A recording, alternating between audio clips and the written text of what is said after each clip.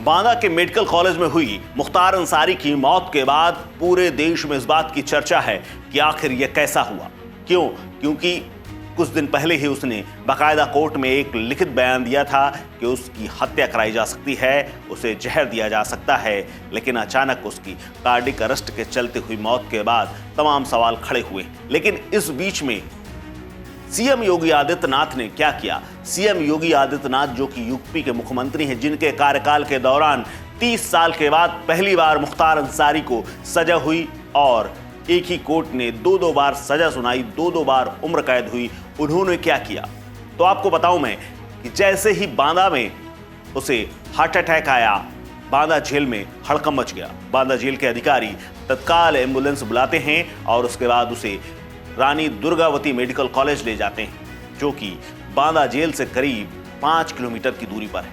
वहां पहुंचते ही वहां 9 डॉक्टर उसे बचाने का प्रयास करते हैं, उसे हर तरह से इंतजाम करते हैं, उसे आईसीयू में रखते हैं, उसे सांसें देने की कोशिश करते हैं, लेकिन कोशिशें नाकाम हो जाती हैं। इस दौरान पूरा प्रशासनिक अमला, डीएम और एसएसपी बांदा के मेडिकल कॉलेज पहुंच जाते हैं। मेडिकल कॉलेज में जैसे ही डॉक्टर ये बताते हैं कि मुख्तार अंसारी अब इस दुनिया में नहीं रहे, उसके बाद हड़कंप मच जाता है।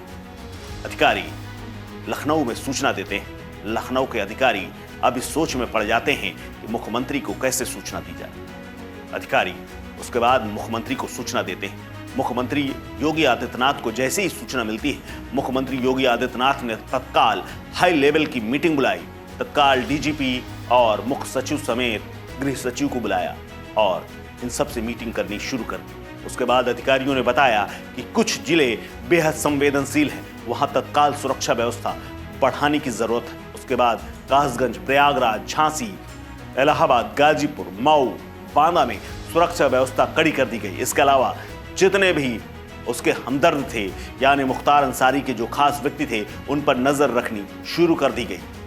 तत्काल सीएम योगी आदित्यनाथ ने आदेश दिया कि इन जिलों में सुरक्षा व्यवस्था कड़ी कर दी जाए। कहीं भी किसी प्रकार की कोई कानून व्यवस्था बिगड़ने की खबर बर्दाश्त नहीं की जाएगी। इस पूरे मामले से सख्ती से निपटा जाएगा। कोई भी उपद्रव करने वाला, किसी भी उपद्रवी को छोड़ा नहीं जाएगा। उसके ऊपर पुलिस तत्काल कार्रवाई करे। इसके अलावा पूरे मामले को पूरे प्रदेश में शांति व्यवस्था बनाए रखने के सीएम योगी आदित्यनाथ ने तत्काल आदेश दे दिए। सीएम योगी आदित्यनाथ का यह आदेश पाते ही अधिकारियों ने तत्काल जिलों के कप्तान और डीएम को सूचित किया। उसके बाद तत्काल रात में ही पुलिस सड़कों पर थी।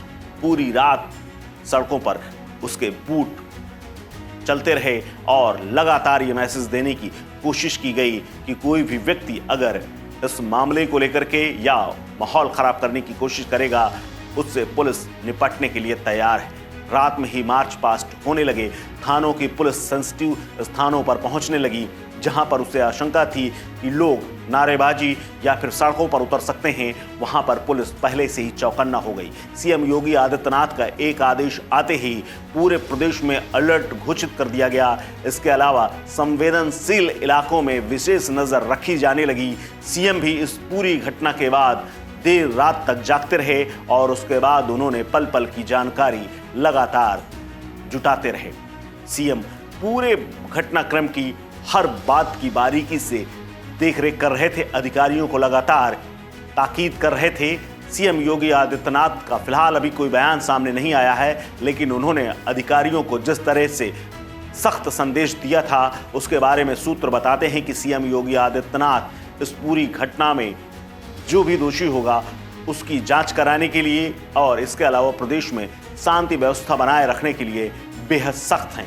इसीलिए डॉक्टरों से बाकायदा पैनल के जरिए पोस्टमार्टम कराया गया है और उसके शव को सीधे जहां पर कब्रिस्तान में दफन कराया जाना है, वहां पर ले जाने के भी निर्देश दे दिए गए हैं और इस दौरान पूरी सुरक्षा व्यवस्था कड़ी कर दी गई है। इसके अलावा अर्धसैनिक बलों और अन्य पीएसी समेत दूसरे बलों को भी अलर्ट कर दिया गया है और संवेदनशील क्षेत्रों के अलावा मऊ और गाजीपुर पर सीएम योगी आदित्यनाथ का पूरा फोकस है, क्योंकि उन्हें आशंका है यहीं से अगर कोई सिर उठा सकता है तो उसे कुचलने की तैयारी पहले से ही कर लेनी चाहिए। इस खबर में फिलहाल इतना ही। अपडेट्स के लिए बने रहिए वन इंडिया हिंदी के साथ। नमस्कार।